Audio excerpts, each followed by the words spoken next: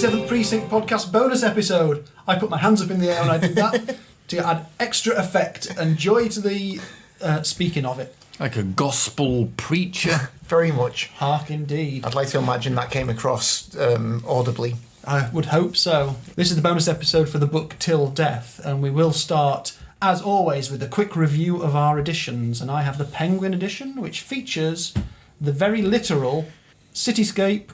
Well, not the very literal cityscape. The cityscape's just a cityscape. That's on most of those, though, isn't it? On this particular book. With the badge.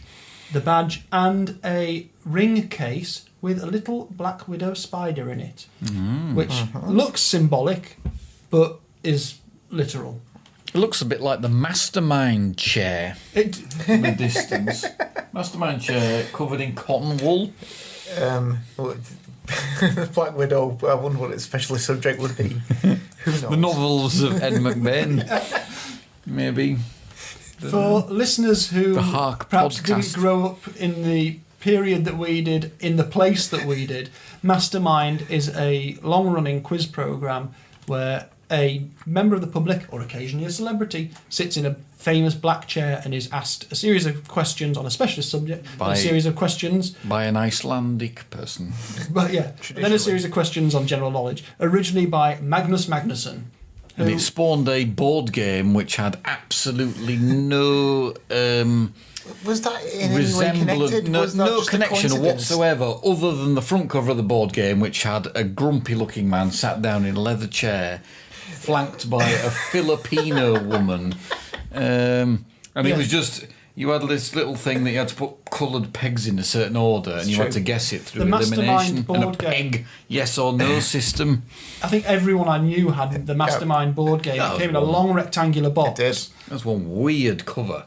It was weird. I don't think it had anything to do with the TV show. I think it was just a coincidence, wasn't it? It had nothing to do with it. I don't know how they were able to keep going with the name. Yeah, it's true. Because we're talking about it 40 years after when it had anything to do with it. So there's still some uncertainty to this day. Everybody of our age, somewhere in our parents' house, there's a random biscuit tin full of like little odds and sods that they've got like dice and random playing pieces and loads of the pegs and the little yellow mushroom things you put in the Mastermind board. Do you remember the Filipino woman? I remember the cover, yeah. It was a stupid game. It was a logic puzzle. It wasn't like playing Space Invaders on the Commodore Plus 4. Wow. And it was no Buckaroo, that's for sure. Oh, yeah. Well, you can buy it on eBay this very moment for £4.99. I feel that I may have to put a picture of both Magnus Magnusson and the Mastermind board game up on the blog. So do direct your attentions to Hark87 podcast. Hark87 podcast.blogspot.com. Look at that weirdo. It is quite peculiar. We are looking now. He is very weird anyway. Let's not linger on this. Let's just say that my cover, which has triggered Stevo's reverie about the Mastermind chair, was published in Penguin Books 64, and this edition is the 1978 edition. So, again, the year I was born. And you two guys have got the UK Orion again. Indeed. You've got the single volume edition, Steve. Yeah. And you've got... And mine's the 2008 omnibus with the Con Man, which I didn't need because I already had the nice Penguin edition. But to be honest, it was £1 in whichever charity shop it was. So I thought, I'll just get it. If anyone needs a copy of the Con Man, Morgan has promised that he will tear his book in half. Absolutely. And send it to you, page by page. In the post. That's right, yeah. One at a time. You can't have my nice Penguin edition, but you can have the torn off bits of this one. Mine's not got a price in the front, which leads me to believe... You stole it? I don't know. In order to read them in order, I ended up getting a hell of a lot off eBay in order to... I think I had a good stockpile and then... started and then had to fill in the gaps, so perhaps this was an internet purchase. Something from the news that I've noticed today was that independent bookshops pay something like 11% more corporation tax than Amazon. So we reiterate our core message is if you're looking for these books, yes, you can buy them from the Amazon Thomas and Mercer imprint, and it's good that you can buy them in some form of print edition, but go hunting. Support your local bookshop. There are so many these are one of these sets of books that are in circulation. If you don't know the author, you just walk on by. But it's the same if you're going to buy Colin Dexter's Morse novels, any Agatha Christie, anything like that.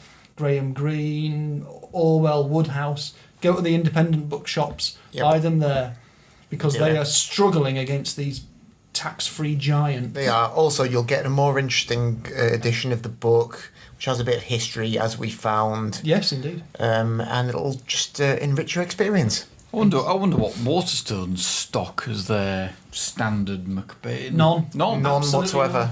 There's currently the reissues of some of the yellow cover crime ones that are non-series editions. Yeah, like Hard Case Crime. Hard Case Crime, that's the one. Who are doing great imprints of classic ones with proper pulpy covers. Oh, I bought a Donnelly Westlake just this weekend. Yeah, his great lost novel, which I'd never heard of. So that's what they're publishing. But if you see any McBains in Waterstones, it will only be those, because the only current imprint is the Amazon Thomas and Mercer edition. But that's the books we've got there. So, there wasn't even a book huffing this week, Stevo, because you've got new editions. So. No, I had a bit of a... It's not going to be very fragrant. I had a bit of a sniff, and 1 out of 10. We didn't really discuss the cover of this, did we? It's not very exciting. It probably doesn't merit discussion. But yours is quite confusing, because they've almost... Well, it's the same. It is the same. Oh, I thought yours was like a split. No. The con man in this area. But no, I've just noticed. Basically, it's the front of a bridal shirt. A groom's shirt. With some red wine on it. Yeah. And some knackered petals. carnation. Yeah, it's not particularly inspiring, but there you go. What can you do? Perhaps better than some of the images they've chosen. Very true. Morgan, you had some comment to make. I had some go into the main podcast. Some deeply minor trivia. Just deeply minor. Deeply minor. It's not just superficially minor. It's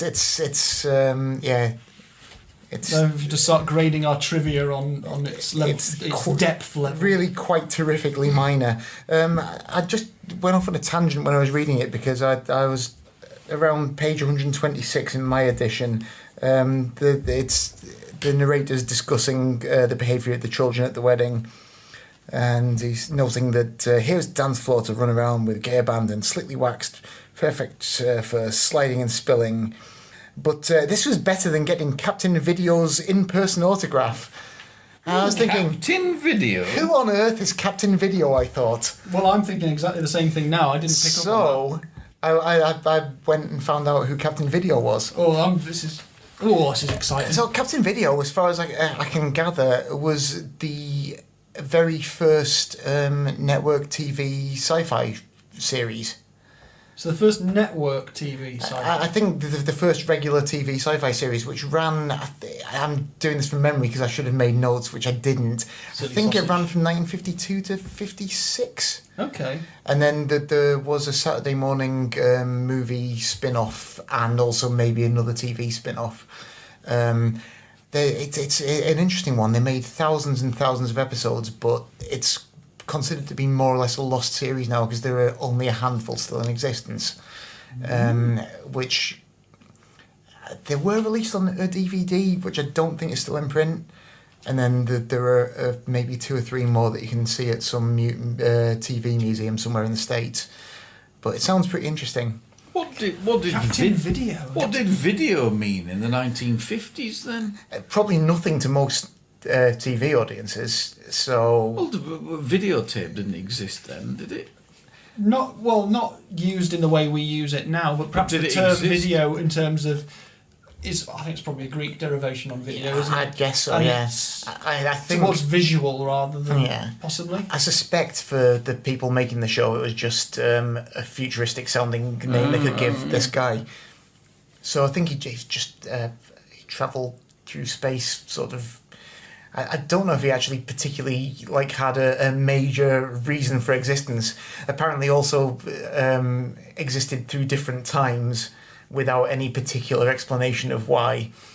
And also, every half-hour episode was padded out with 10 minutes of random bits of old cowboy movies crowbarred into the middle. So there'd be a bit where Captain Video would go, now let's check out what's happening with our agents back on Earth. And then there'd be 10 minutes of some Western. And then they'd cut back to the sci-fi. Brilliant. And all the props, apparently, you could tell were just made out of found household objects and things you get from the hardware store. It sounds amazing. I really want to see it. Brilliant. If anyone knows anything about Captain Video, let us know, because this sounds astonishing. So was Flash Gordon a cinema series? I think Flash Gordon was a more of a kind of Saturday morning kind of cinema series rather than a TV series, yeah. Oh, this is fascinating stuff. As far as I'm aware. And yeah, this Captain Video show aired every night from 6:30 to 7, I think. Brilliant. So they just made thousands of them and just cobbled together these vague plot lines every night for 4 years. Oh, that sounds great. Oh no, I'd love to, I'm going to have a look into that. That sounds very interesting. So yeah, I enjoyed discovering about that. Captain Video. Excellent. Anyway, I've got some... Oh, there was one question. There was one question which was submitted to us. It was submitted to us by Henry Brock, author of Vicious Dogs, the crime novel that is apparently reinventing hard-boiled noir. Gosh. So, hello, Henry, in Thunder Bay, Ontario. This author has sent us a question. This author has sent us a question. It's amazing. But I don't know whether we're officially allowed to talk about it, because we have mentioned this a little bit in the past, and actually, in about 2 years' time, we'll be discussing it in detail at the rate we're going.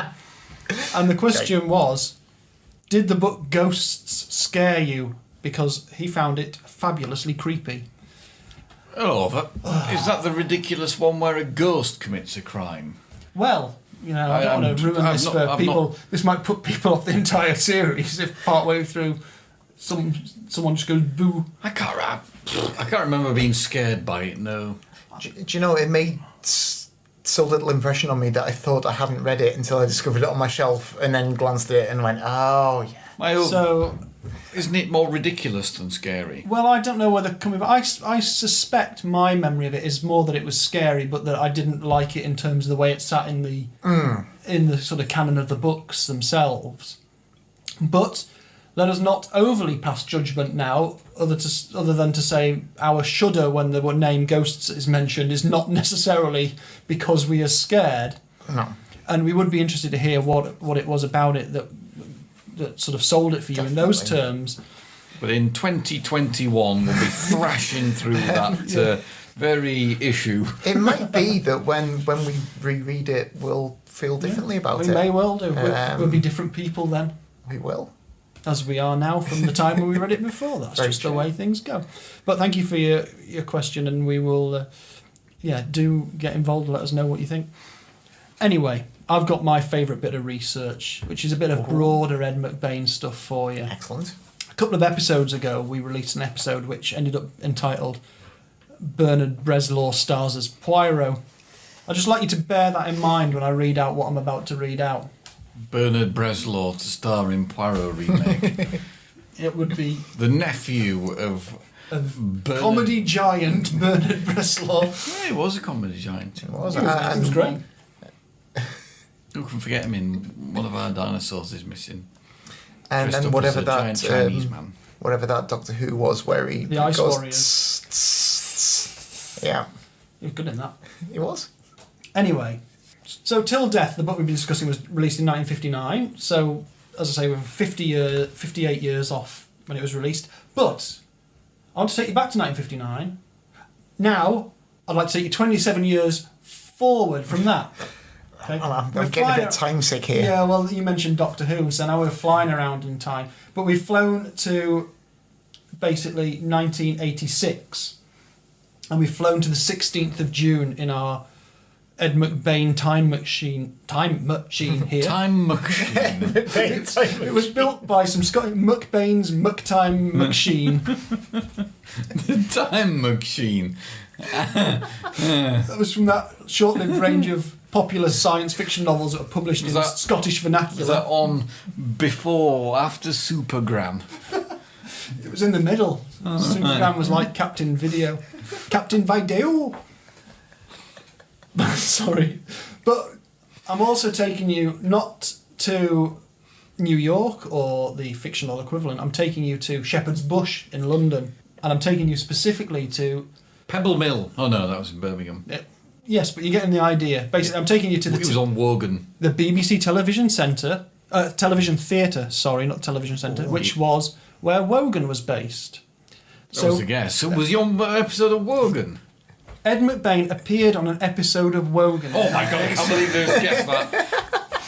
For listeners around the world, if you don't know, My God. Terry Wogan was a disc jockey who became a TV presenter, and he was very, very popular for a long time, and he had a long-running chat show, which was...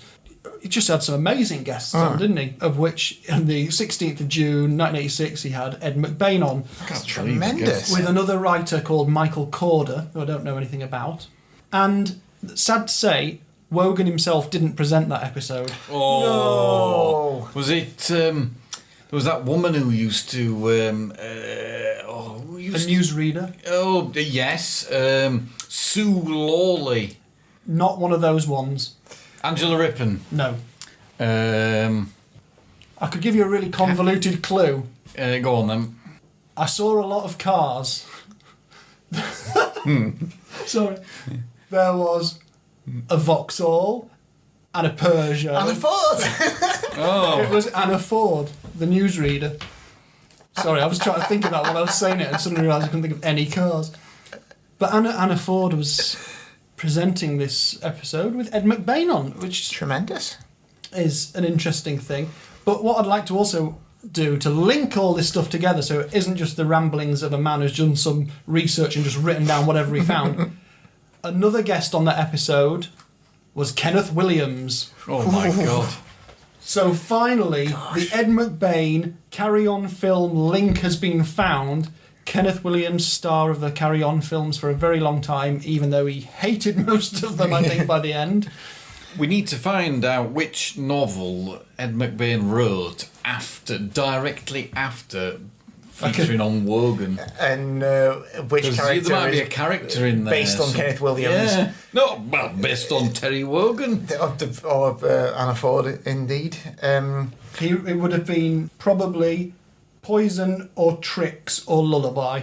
Oh, Lullaby is like a dark one, isn't it, I think? Oh. Is it about a TV star or a film star who... yeah, look up Kenneth Williams. I like Kenneth Williams, very interesting Very character. complex character, wasn't he? Yes, but it's our link between Ed McBain and the Carry On film. I think basically what we're saying is that the 87th Precinct and the Carry On movies exist in the same continuous universe. That's it, yeah. There's a reference to that appearance on the show in Kenneth Williams' diaries, sadly not mentioning Ed McBain. Oh. Monday, 16th of June. I'm not going to do it in Kenneth Williams' voice. Oh.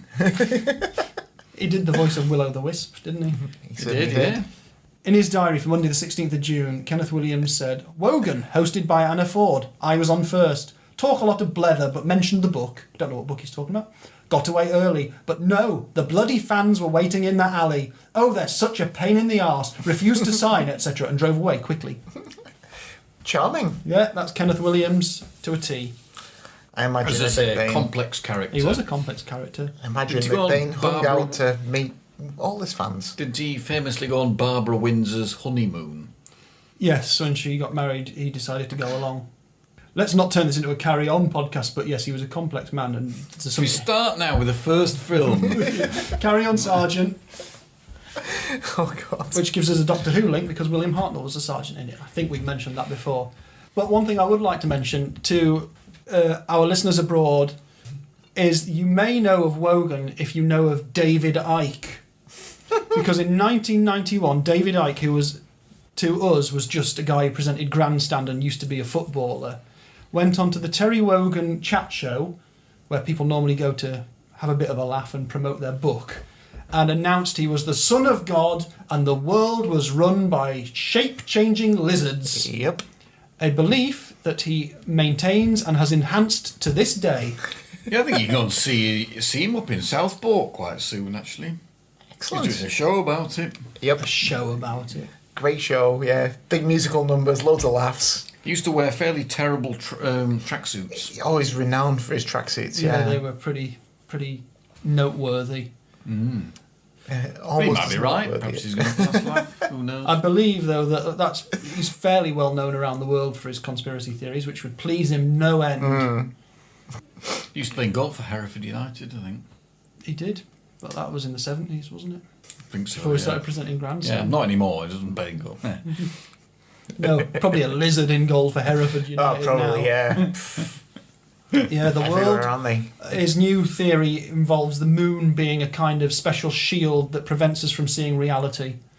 While I'm quite happy for people to believe what they want to believe, it's rubbish. Do you think he watched They Live and got a bit carried away? Apparently he had a revelation while going into a newsagent's on the Isle of Man. No, he didn't. You made that up, haven't you? You think I've made that up? I might have got the Isle wrong, but it might be the Isle of Wight, maybe. If that's It makes all the difference. So, there's a bit of, as Kenneth Williams put it, blether about Blether indeed. spun off from Ed McBain's Till Death.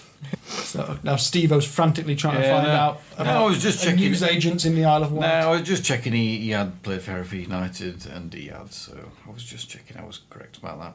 Excellent stuff. Well, I think we might draw this one to a close. I've talked about the conspiracy theories of an ex-footballer. I've mentioned Kenneth Williams, who probably doesn't Bernard factor in- Breslau, who Bernard Breslau. is now playing Inspector Morse. Barrow. Oh no, it was Inspector Morse. That was Kenneth Connor. Yeah. I don't know.